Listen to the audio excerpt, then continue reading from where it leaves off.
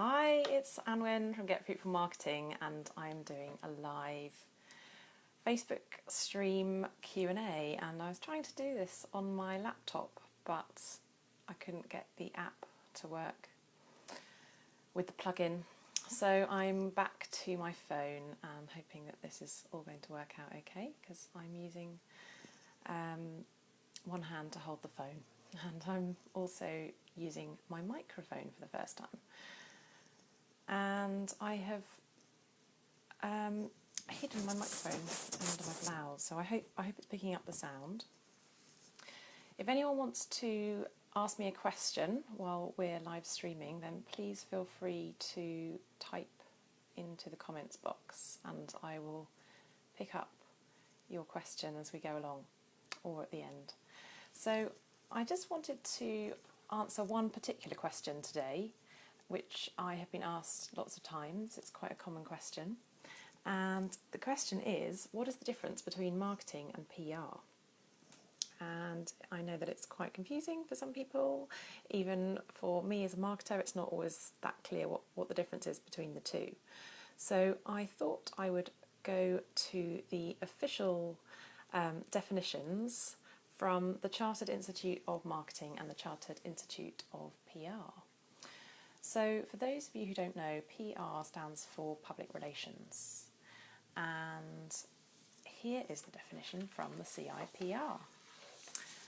So they say public relations is about reputation, the result of what you do. I'm just reading this out from a piece of paper. I haven't learnt it off by heart. The result of what you do, what you say, and what others say about you. Public relations is the discipline which looks after reputation, with the aim of earning understanding and support and influencing opinion and behaviour. It is the planned and sustained effort to establish and maintain goodwill and mutual understanding between an organisation and its publics. So I think the key word here is reputation. And also really interesting and important is what others say about you. So with PR, you're basically influencing how others perceive you, how other people think about your brand or your business. And you can do that through a number of ways. So PR will often use the media to share messages about a business, to influence other people's perceptions of what that business is all about and what they do. So you often have people sending out press releases, which are basically pitching ideas for news stories. And PR people can also build relationships with journalists to get other kinds of coverage. So that might be an interview or a photo story. So not necessarily a news item, but other sorts of coverage through the media and press is basically PR. So it's anything where your message is out and about and influencing how people perceive you and your business. Traditionally, PR has always been about traditional media, so things like newspapers, magazines, radio and television, so very broadcast traditional media channels. But obviously increasingly things are changing, and those channels have been complemented with things like social media now. And PR also encompasses events, I would say. So anyone who's planning a launch event, maybe a seminar or a workshop, an exhibition, those kinds of things. So PR also encompasses those areas. And yeah, it's very linked to PR, to marketing. So marketing and PR are very interlinked, but I would say marketing is a broader discipline and PR is one of the tactics that you can employ as a marketer to get your messages across. So the official definition of marketing, I'm now going to read this out from the CIM, which is the Chartered Institute of Marketing. It has changed. This is something that I talk about on my Get Fruitful Marketing programme in more detail, but I think it's quite interesting that their definition has recently changed. So they originally said back in 1976, and I think this is still valid now, so it's still relevant, that marketing is the management process responsible for identifying, anticipating and satisfying customer requirements profitably, which I think is a nice, succinct definition. So it sums it up quite clearly and simply. So marketing, therefore, is about understanding your customers, understanding the market that you're targeting, the market that you're trying to sell into, so that you really know who it is that you're trying to reach and how best to reach them. And one of the ways that you reach them might be through PR. It's also about satisfying customer requirements. So it's about actually offering a really good customer service and a good experience so that people will want to come back and buy your services again and recommend you and refer you. So it's not just about selling, it's actually about the delivery as well. And the last word in that CIM definition is obviously really key, and it's profitably.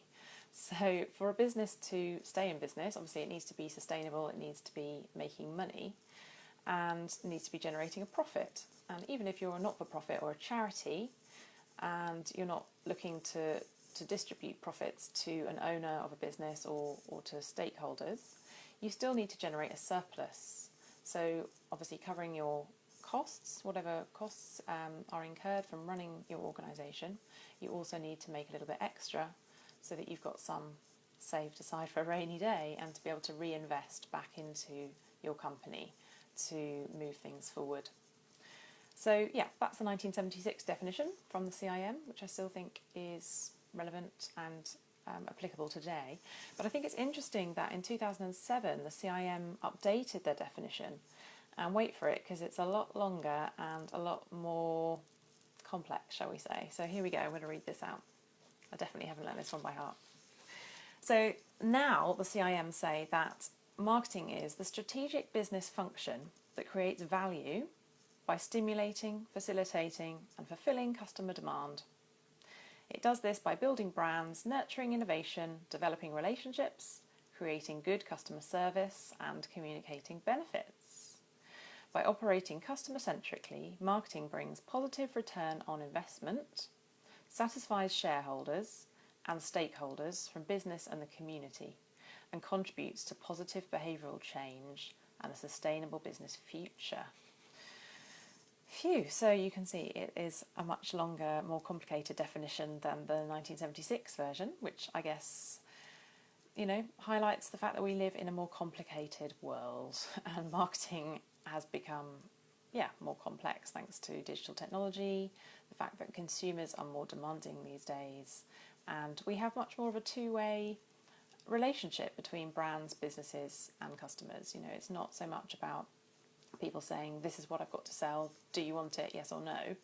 There's a lot more interaction and engagement that happens throughout the marketing and sales process. So I think that's reflected in that new CIM definition. And I think it's interesting that they've broadened the definition to talk about things like nurturing innovation, developing relationships, and what else do they say? The fact that it's got a focus on community, the wider community. So it's recognising the fact that marketing isn't just about generating sales, although obviously that is really important, part of the function, but it's also about what I often term the triple bottom line, so other impacts that business can have on the wider world. So that might be environmental impact or societal impact in terms of the kind of benefits or potentially negative consequences that a business has on the wider stakeholder community. And this new definition is also talking about influencing positive behavioural change. So the idea that a business can be a force for good in the world is being recognised in this new statement, which I think is really interesting. And its final words are creating a sustainable business future. So again, recognising that a business needs to turn a profit or generate a surplus to stay afloat. So there's that idea of sustainability being a financial sustainability, but there's also a nod there to other ways that you can interpret that word sustainable. So obviously the environmental impact that I mentioned, and the fact that you need to have a sustainable pipeline of clients and customers, and for people to value your business and want to do business with you. So that is the CIM definition of marketing and the Chartered Institute of PR definition of PR. So I hope that's been useful. I'm going to talk a little bit now about the definitions and differences between marketing and sales, and the difference between PR and advertising. So PR traditionally is about generating free media coverage or free content sharing without having to pay for ad space. So if you can get a news article written about you, or if you can share content through social media organically, there isn't a real cost there. Obviously there is a cost in terms of your time, or if you're paying somebody else to do that for you as a job, then there is obviously a time cost there, but you're not actually buying ad space. Whereas advertising, budgets generally would sit within a marketing department or within a marketing person's role, and that's more about things like Google AdWords, Facebook promoted posts, Facebook ads, online, and sort of offline it would be buying ad space in magazines, newspapers, radio slots and TV if you've got a really big budget. So that's the difference. Basically PR is about generating free coverage, and marketing would generally hold responsibility for paying for advertising. My last definition, this is a question I get a lot, is what's the difference between marketing and sales? And for me, I often say marketing is about broadcast messaging, so getting your messages out to as wide an audience as possible. And sales is when you get into a one-to-one conversation with somebody who's actually interested in buying from you. So at the marketing stage, you're just targeting people who might be warm to your messaging. They might be interested in buying from you. They're not necessarily looking to buy at that stage. They haven't necessarily got the budget or resources to want to do that. And they often need to build trust, they need to get to know you, they need to understand the value that you can bring before they're willing to buy from you. So once they've filtered through what we often call a marketing funnel, or some sort of pipeline or process, whereby they're building that relationship, they're getting to know you, they're getting to understand what you've got to offer that could be useful for them. Once somebody then expresses an interest as an individual, so maybe they pick up the phone, maybe they drop you an email, maybe they come into a shop, and they speak to a human being through some method of communication, and they express or signal some kind of interest, and then you get into a one-to-one communication with them, whether that's by dropping them an email back, having a conversation on the phone or in person, or going out to meet somebody. That's when the sales process kicks in. And that's how I like to differentiate between marketing and sales. So marketing is the broadcast, messaging out to larger groups of people, and sales is when you're talking one-to-one to an individual. And it's somebody who's generally expressed some sort of interest in whatever you've got to offer, whereas at the marketing stage, they maybe haven't signalled that interest yet. So unless anyone's got any other questions to ask me, and this is your opportunity, you can ask me anything you like. If I can't answer it right now, I will do my best to answer it next time, because I'm going to log off in a moment. But I've just been answering here today, what is the difference between marketing and PR? I'm giving you a couple of official definitions, and also talking about the difference between marketing and sales, and PR and advertising.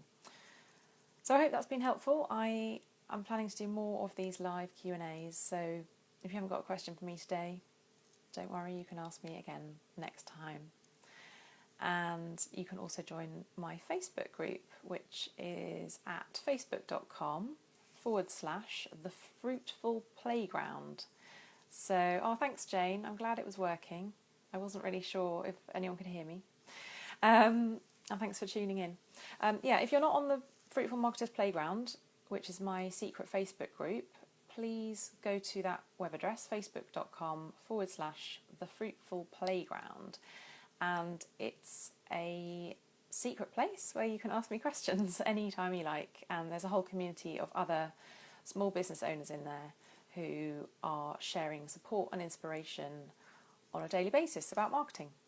So that is your space to join if you want to know more and if you want some more daily tips and ideas to improve your marketing and make it more fruitful. I also have an email list. If you'd like to join that, you can go to getfruitfulmarketing.com, which is my website, and on that homepage you'll see that there's a box where you can sign up for Fruitful Friday fortnightly e-flyers, which are messages that I send out into your inbox every couple of weeks with links to blogs that I've been writing, links to events that I've got coming up, and anything else that I think might be interesting and useful to boost your marketing effort.